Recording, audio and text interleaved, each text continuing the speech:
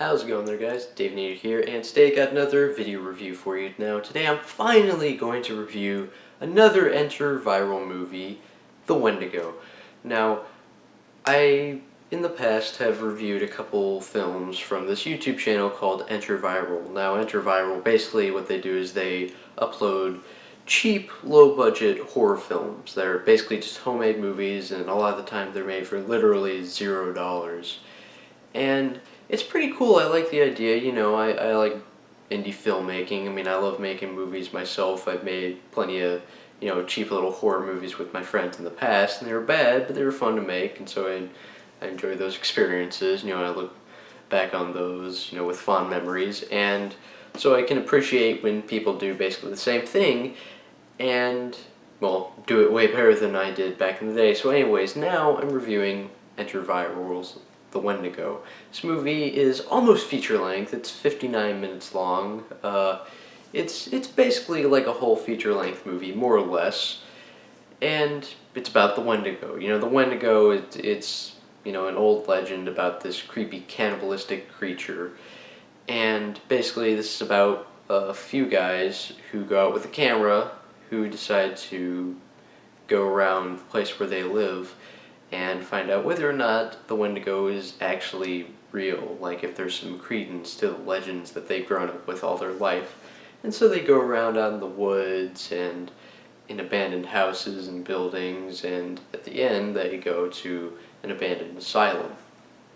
And the movie is just them exploring, and there is some narration in the beginning and at certain points throughout the movie.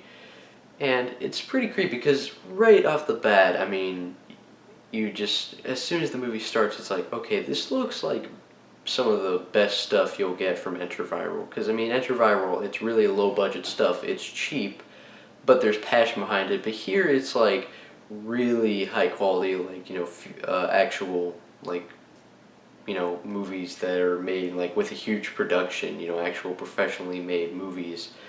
Like, this is that level of tension and suspense and ominousness that's, really present in the opening narration of the movie and the opening visuals. And it starts out right off the bat pretty creepy. And the entire movie, I can't deny, does have a creepy tone.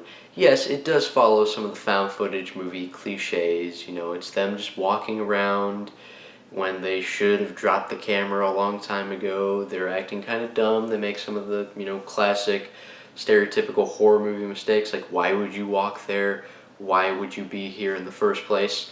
So, there are things that you can complain about, but still, all the while, you have to keep in mind that this movie was made for possibly literally no money, but at the most, like maybe a couple $100.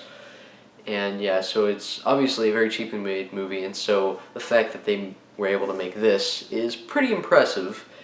And like, there are some legitimate things that I can praise about the movie. Like, the acting is actually pretty good. The dialogue's delivered decently well. I mean, these guys, they're just amateurs, really, but they're actually able to, sell you the dialogue fairly convincingly, and so that's nice. And there is some fun little banter back and forth between the characters. The camera work, even for a found footage movie, is really shaky at times, so that kind of got under my skin, but that's only a few times. And then there are other parts to where the camera work is really good. Like I said, whenever there's narration, generally it's over camera work that's more steady and is just showing really creepy shots of the woods or abandoned buildings, and it's pretty creepy. And so overall, I can't complain too much about the camera work in this movie. One thing that I will gripe about, though, is the editing. This movie's edited really weird. It might just be the fact that, this is an amateur, homemade made movie,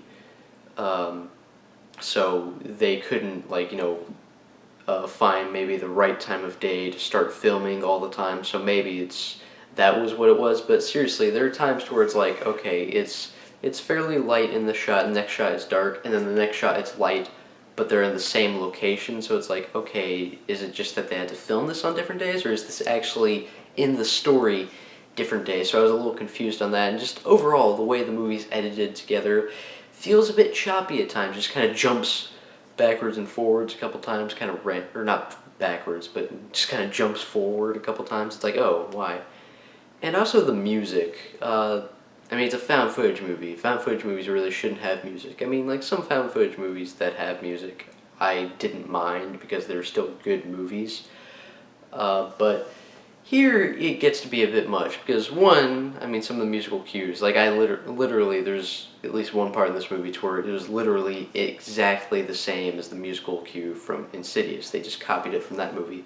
But also, the musical cues are sometimes really poorly timed because, like, I won't give it away, but there's one shot to where basically the camera turns over and then it shows this creepy guy. And it holds there for a few seconds and you can clearly see the guy, and then it zooms in, and then there's a boom music, and it's like, wait a minute, but it's not a surprise, it's not like turn the corner and boom, there he is right now. No, it's like turn the corner and, oh, there he is. Gonna wait here for a second now, zoom in closer, boom! Like, oh, okay, now I'm supposed to be scared? Like, what? It's just, it was oddly timed. It's just, like I said, it's not the best edited movie in the world. But again, no budget movie. So, you gotta give them credit where credit's due, and again, the acting is decent. There is legitimate tension throughout, and, you know, definitely the locations that they were filming at were very well chosen. They're really creepy, and, you know, it's a fairly well-made movie considering it was made for, like, no money, and it did creep me out a couple times.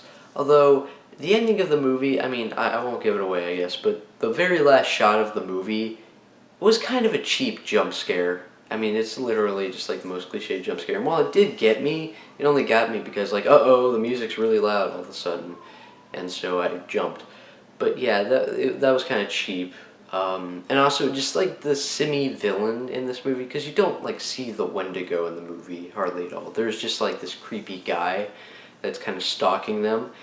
There are times to where he worked and this guy was really creepy. I was like, ugh, ugh. You know, I was like, get him away from me. But then there are other times to where he's just like making sounds. He's like, and it was about as convincing as what I just did. It was like about as creepy as that. I mean, was that creepy at all? That was really stupid. But again, homemade movie. So overall, the grade that I feel inclined to give this movie is a B. I enjoyed it for what it is. It's pretty well made for what it is, and you should check it out. You know, it's a decent, honest effort, and overall, just Enter Viral in general is just a cool YouTube channel that I'm interested in. Anyway, guys, I hope you enjoyed this video. If you liked it, please rate and comment and subscribe. And if you want to, you can also share it. And yes, I know, people keep on requesting, like, mega Enter Viral reviews. I know, I'm sorry. Here you go, and there will be more in the future. I'm not going to stop here. Goodbye.